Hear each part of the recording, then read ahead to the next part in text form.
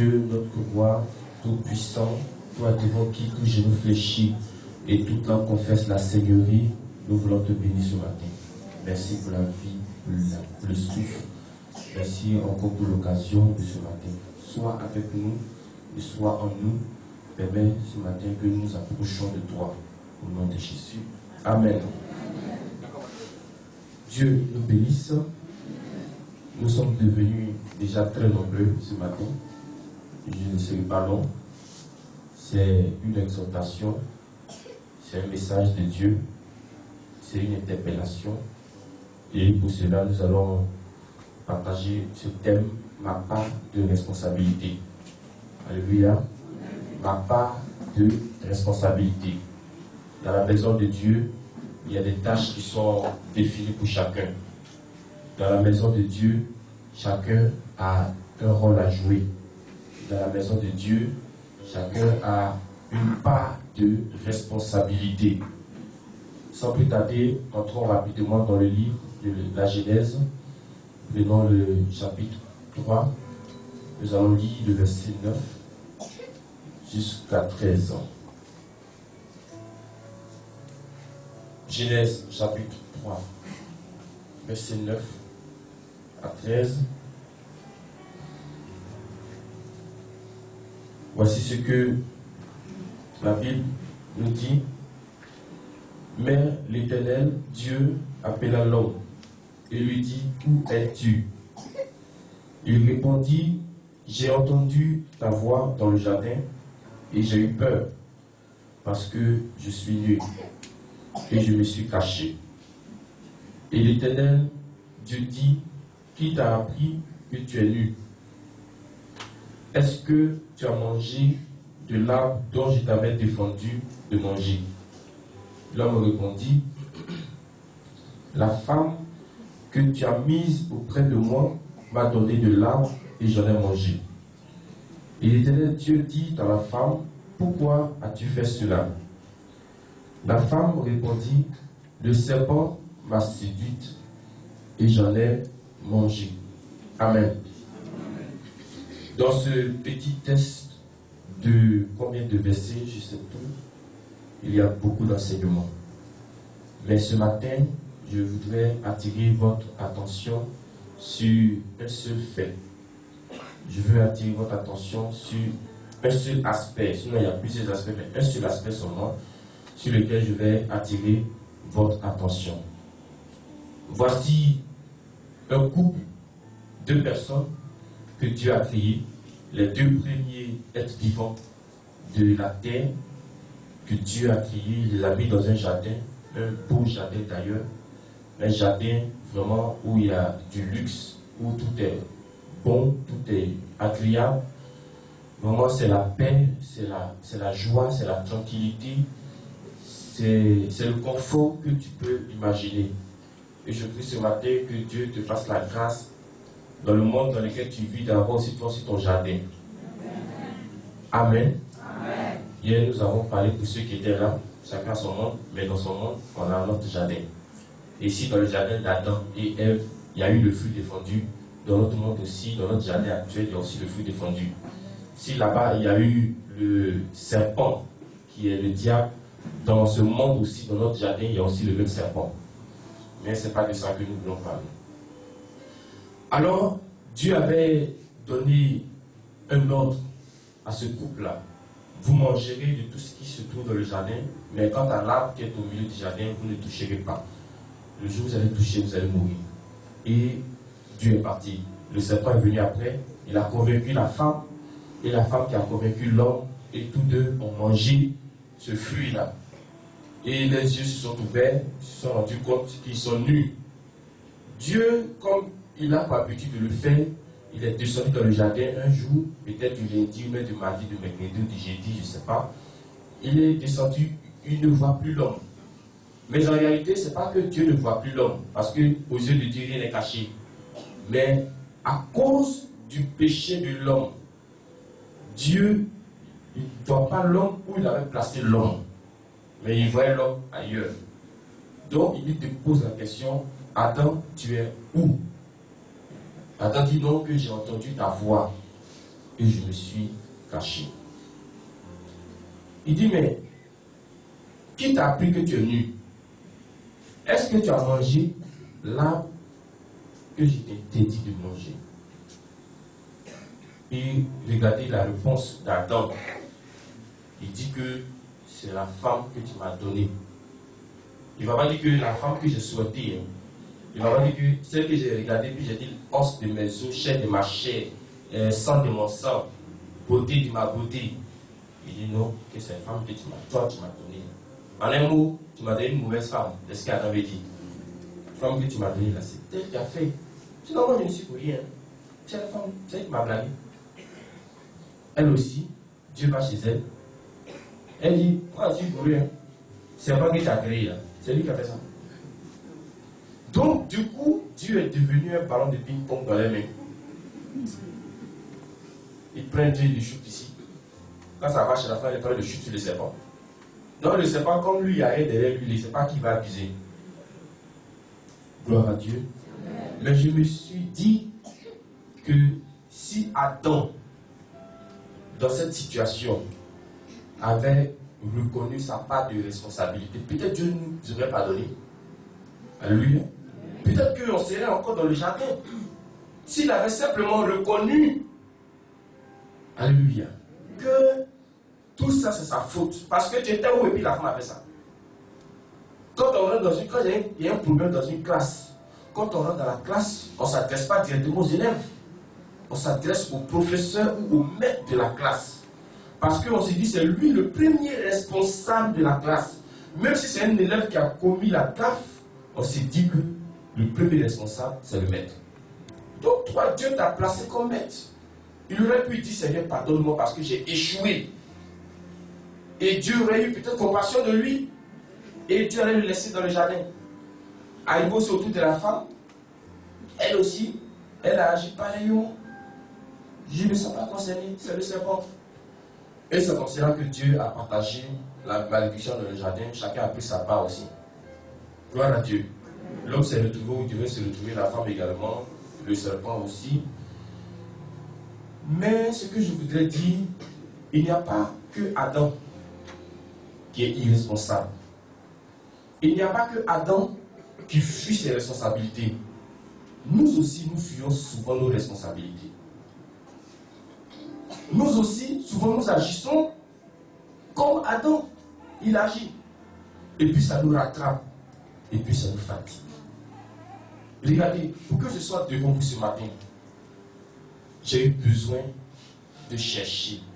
J'ai eu besoin de fouiller dans la Bible. Chaque fois que je dois me présenter ici, je prends le temps de me mettre aussi à côté pour que je sois un vase d'honneur dans les mains de Dieu. Parce que je me dis que je dois passer devant peut-être 500 personnes. Je dois passer tout ce que j'ai dit ici là. Ce n'est pas quelque chose que ça va apprendre à l'école théologique ou dans une école biblique. Non. C'est des choses, je m'assois et puis je dis à Dieu, dirige-moi. Et souvent je peux parcourir de Genèse jusqu'à l'Apocalypse. Souvent c'est le manque de sommeil. Souvent on se met dans des jeûnes pour avoir l'esprit disposé. Parce que nous qui sommes ici, vous ne savez pas ce qui se passe. Vous ne savez pas les flèches qui viennent. Vous ne savez pas si à peine j'ai attrapé le micro, il y a une diarrhée qui me prend, vous ne savez pas. Alléluia. Mais je prends le temps. Et l'homme de Dieu, un jour vous a dit que pour que son Dieu agisse plus avec lui, chaque jour, il passe du temps devant son Dieu. Gloire à Dieu. Il ne passe pas du temps devant un match de football. Il ne passe pas du temps avec des amis. Mais il passe du temps devant son Dieu pour que son Dieu puisse le garder pour vous. Gloire à Dieu. Donc c'est un sacrifice que nous faisons. C'est un effort que nous faisons. Mais ce que vous ne savez pas, c'est que, c'est vrai, on fuit dans la Bible à cause de vous, on fait des richesses à cause de vous, mais à cause de ce travail aussi, Dieu nous garde. À cause de ce travail, Dieu nous protège. Il veille puissamment sur nous.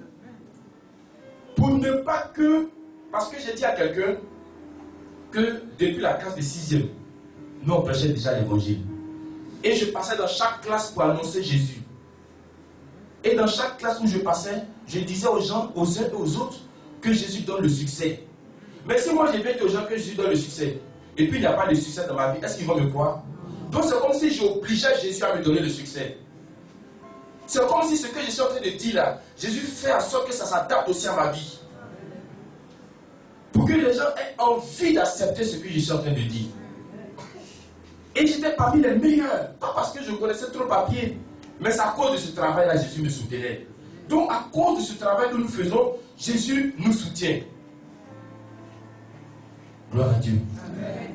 Mais ce que aussi j'aimerais dire, c'est que vous allez peut-être dire, mais vous passez du temps dans la prière, vous passez du temps dans la parole de Dieu parce que c'est votre vocation. L'homme de Dieu, c'est normal. Non, frères et sœurs. L'apôtre Paul a dit dans 1 Corinthiens 11, verset 1, soyez mes imitateurs. Donc ça veut dire que ce n'est pas le pasteur seul qui doit passer du temps devant Dieu. Ce n'est pas le pasteur seul qui doit ouvrir la Bible. Ce n'est pas le pasteur seul qui doit chercher. Vous aussi, vous êtes amenés à chercher. Vous devez aussi ouvrir votre Bible. Vous devez aussi passer du temps devant Dieu. Ce n'est pas la fête du pasteur. Alléluia. Vous comprenez ce que je dis? La sanctification, là, ce n'est pas la fête du pasteur. Souvent, on entend certains propos dans la bouche de certaines personnes, mais lui, il est l'homme de Dieu, lui, il agit comme cela. Paradis, là, il n'y en a pas deux. Paradis, là, c'est un seul. Et là où ils vont mettre l'homme de Dieu, c'est là où ils vont te mettre aussi. Donc, de la manière que l'homme de Dieu marche, toi aussi, tu es concerné. Alléluia. C'est pas parce que tu es seul fidèle que tu ne dois pas ouvrir ta Bible. C'est pas parce que tu es seul fidèle que tu ne dois pas aussi annoncer la parole de Dieu. Tu dois le faire. Ne soyons pas les chrétiens de je reçois, je reçois, je reçois. Mais soyons aussi les chrétiens qui donnons, qui donnons, qui donnons. Seigneur, donne-moi, donne-moi, donne-moi. Mais Dieu t'a donné beaucoup. Mais c'est à toi de donner maintenant. Et c'est ce qui nous fatigue. Parce que chaque fois que nous venons devant Dieu, c'est pour recevoir. Mais nous ne donnons pas. Parce qu'on se dit que je suis saint fidèle. Non, moi je suis un saint fidèle. Moi, il vient d'arriver. Non, moi, il n'y a pas longtemps, je suis converti. Frère, cette sanctification là, c'est pour tout le monde. Bible là, c'est pour vous, c'est pour moi. Donc, autant j'ouvre la Bible, autant vous devez ouvrir votre Bible. Autant on s'approche de Dieu, autant vous aussi vous devez vous approcher de Dieu. Si aujourd'hui, vous voyez un pasteur en train de faire par là, ça va vous scandaliser. Mais vous, quand vous faites par là, ça ne vous scandalise pas. Parce que vous dites que je suis saint fidèle. Il n'y a pas fait de saint fidèle dedans. Tu dois le faire. Sans cela que tu vas être protégé. Sans cela que tu vas voir la gloire de Dieu. Amen. Est-ce que vous comprenez la pensée de Dieu ce matin? Est-ce que vous comprenez ce que Dieu veut vous dire? Souvent, vous permettez des choses sous prétexte que vous n'êtes pas des hommes de Dieu, vous êtes des simples hommes. Alors que l'ennemi est derrière vous. Il y a un monsieur, si vous vous rappelez très bien, à qui l'homme de Dieu a dit, il faut avoir un comportement pasteur. Je ne sais pas si vous vous rappelez, sous la page. Il a dit ça à quelqu'un. Il faut avoir un comportement pasteur.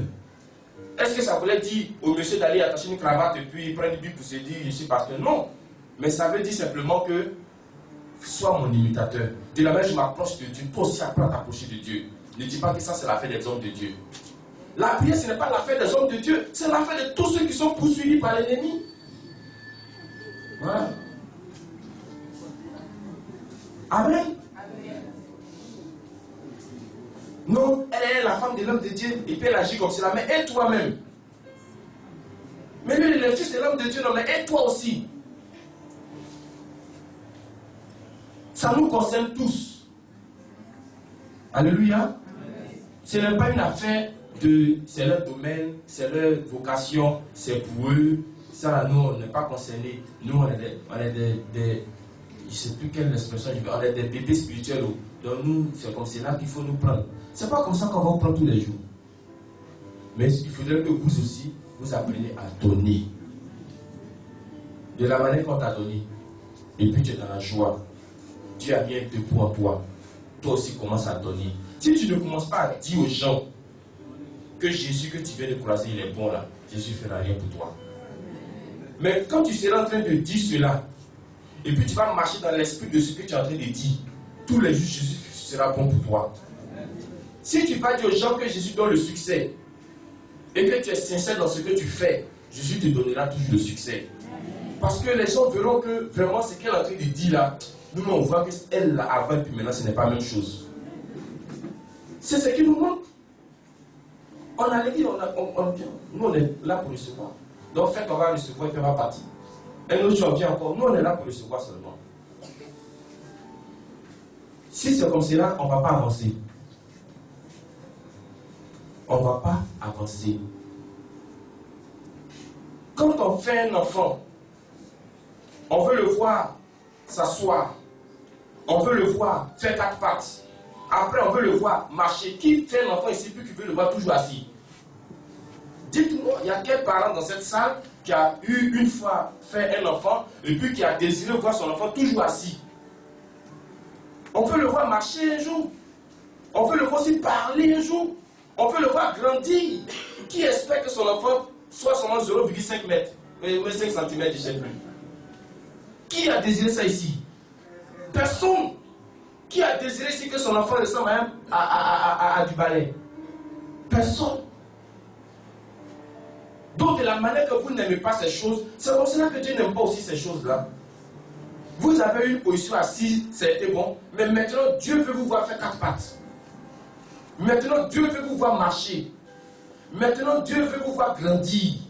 Maintenant Dieu veut vous voir grossir. Et toutes ces choses-là, ça passe par la recherche dans la Bible.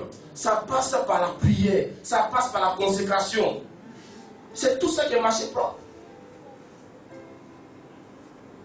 Non, moi je travaille où? Mais dans ton travail, tu peux mettre Dieu dedans. Non, moi je fais commerce. Dans ton commerce, tu peux mettre Dieu dedans. Non, moi je ne connais rien. Jérémie ne connaissait rien, mais Dieu l'a choisi. Voici ce qui vous reste à faire. Voici ce qu'il vous reste à faire pour que vous voyez puissamment la main de Dieu dans votre vie. Mais si tu vas t'asseoir pour dire j'attends mon enfantement, j'attends les biens que Dieu m'a promis, j'attends mon voyage, j'attends mon mariage, il se peut que tu attendes jusqu'à ce que tu refuses même d'attendre un jour. Gloire à Dieu. Cherche à faire autre chose pour Dieu que d'attendre ton mariage. Cherche à faire autre chose pour Dieu que d'attendre ton voyage. Parce que si tu ne fais pas autre chose, le diable viendra te visiter chaque matin. Il va te persécuter à cause du mariage que tu attends. Il va te persécuter à cause de l'argent que tu attends et qui n'est pas encore venu. Alors que si tu fais autre chose, tu es préoccupé à autre chose. Ta tête est sur autre chose. Et pendant que tu es en train de faire, de servir ton Dieu, Dieu est en train de se souvenir aussi de ce qu'il t'a promis. Donc travaillons. On a le travail qu'on fait déjà à la maison, on a le travail qu'on fait déjà dans la fonction publique, on a le travail pour nous qui allons à l'école, qu'on fait à l'école, mais à côté de cela, travaillons aussi pour Dieu. Ne soyons pas là, Seigneur, fais tomber, fais descendre, on veut la pluie, Seigneur. Non. Vous aussi, vous avez une part de responsabilité. Donc que chacun joue son rôle. Alléluia. Que tu sois saint fidèle, que tu sois nouveau fidèle, que tu sois ancien fidèle, joue ton rôle ce matin. Dans ta famille, joue le rôle. Dans ton foyer, joue le rôle que Dieu t'a donné. Il y a un pouvoir dans le rôle que Dieu t'a donné. Il y a une onction forte dedans, dans le pouvoir que Dieu t'a donné. Quand on vient à la prière, il peut dire les dons spirituels, mais les dons spirituels là, c'est pour faire quoi avec? C'est pour travailler avec. Les dons spirituels, ce n'est pas pour la fonction publique. Les dons spirituels, c'est pour la délivrance des malades. Les dons spirituels, c'est pour la restauration des foyers brisés. Mais vous tombez avec. Alors je vous ai dit ici qu'un don spirituel qui n'est pas utilisé se retourne contre toi. Mais vous avez des problèmes parce que vous avez des dons que vous n'utilisez pas. Ça se retourne contre vous, mais vous ne savez pas. Vous cherchez le problème ailleurs, alors que le problème se touche déjà sur vous-même. Parce que Dieu t'a donné quelque chose et tu as pris ça pour aller enterrer. Ce n'est pas une affaire de pasteur. Ce n'est pas une affaire de femme de pasteur. Ce n'est pas une affaire de fils de pasteur. Nous sommes tous concernés. Donc, au sortir de cette salle, tu peux commencer comme tu peux arrêter. Ou du moins tu peux continuer avec l'ancienne vie. Mais je voudrais te dire que l'ennemi, il ne va pas te laisser. Alors que plus tu vas servir ton Dieu, le feu va augmenter sur toi. Parce que tu vas voir que tu le sais, que tu as besoin de beaucoup de feu. Mais actuellement là, qu'est-ce qui peut obliger Dieu à te donner le feu? Dites-moi, dites-moi. Est-ce que pour faire la cuisine, on a besoin de feu? Je ne veux pas du feu de Dieu, je ne parle pas du feu charbon. Hein. Est-ce que pour faire la cuisine, on a besoin du feu, de l'onction? On a besoin de l'onction pour faire une cuisine? Pour bailler le salon, là, on a besoin d'onction? Tu ne vas pas te dire, bailler le salon, tu dis non, papa, l'onction n'est pas encore descendue sur moi. On dit plus foutu, non, l'onction de Samson n'est pas encore descendue sur moi. On n'a pas besoin d'onction pour ça. L'onction dont tu as besoin, ou l'onction que Dieu t'a donnée, c'est pour le servir. Donc il faut commencer à le servir. Commencez à servir Dieu. Commencez à vous mettre au travail. Arrêtez d'être des critères de je reçois, je reçois, je reçois. Soyons aussi, nous donnons, nous donnons, nous donnons. Que Dieu nous bénisse ce matin. Amen. Donc voici la parole de Dieu. Adam, Ève, si simplement ils avaient reconnu ce qu'ils avaient fait, je pense qu'on n'allait pas être ici aujourd'hui. Donc nous avons aussi des problèmes parce qu'il y a des responsabilités que nous fuyons. Aujourd'hui, prendre des responsabilités en main. Il y a des gens dans ces salles qui ont honte de Dieu. Malgré que Dieu a fait beaucoup de choses pour toi. N'aie plus honte de Dieu. Même si tu as fait pour ta camarade qui n'a pas encore fait pour toi, n'aie pas honte de Dieu. Au moment opportun, il se souviendra de toi. Sers-le au mieux que tu peux. Sers Dieu comme tu entends. Sers Dieu de la manière qu'il t'a donné quelque chose pour le servir. Et ce que tu as aujourd'hui là, demain ça peut devenir grand. Dieu peut augmenter son pouvoir. Et tu vas voir que quand tu as commencé à le servir, tu ne fatigues plus Papa Florian. Quand tu vas commencer à servir Dieu là, tu vas voir que tu ne fatigues plus Papa Florian. Tu vas voir que tu es dans le même esprit que Papa Florian. Tu vas voir que de la manière que Dieu le garde, Dieu va commencer à te garder comme cela. Parce que tu as commencé à servir. Alléluia. Servez. Vous avez tous les outils ce matin. Vous avez le sang de Jésus. Servez Dieu. Servez Dieu. Donc que Dieu te bénisse ce matin. Que Dieu soit avec lui. Donc à partir d'aujourd'hui, j'ose croire que personne ne va dire ici que la prière, la sanctification et la Bible, c'est la fête des hommes de Dieu. Ou bien c'est la fête de la femme de l'homme de Dieu, ou bien du fils de l'homme de Dieu, ou bien du cousin de l'homme de Dieu. Mais c'est la fête de tout le monde. Quand Jésus a dit allez et puis faites de toutes les nations des disciples là, il n'a pas mis le nom de quelqu'un à côté. Moi, il n'y avait pas mon nom là-bas. Mais je suis en train de faire le travail. Donc toi aussi, fais le travail. Faisons ensemble le travail. Ne laissons pas le travail reposer sur une personne. Travaillons. Il y a la bénédiction dedans. Il y a l'onction, il y a le pouvoir, il y a la protection, il y a la grâce, il y a tout là-dedans. Que Dieu nous bénisse. Que sa grâce soit sur chacun de nous. Et qu'il donne à chacun de nous d'être responsable ce matin. Au nom de Jésus.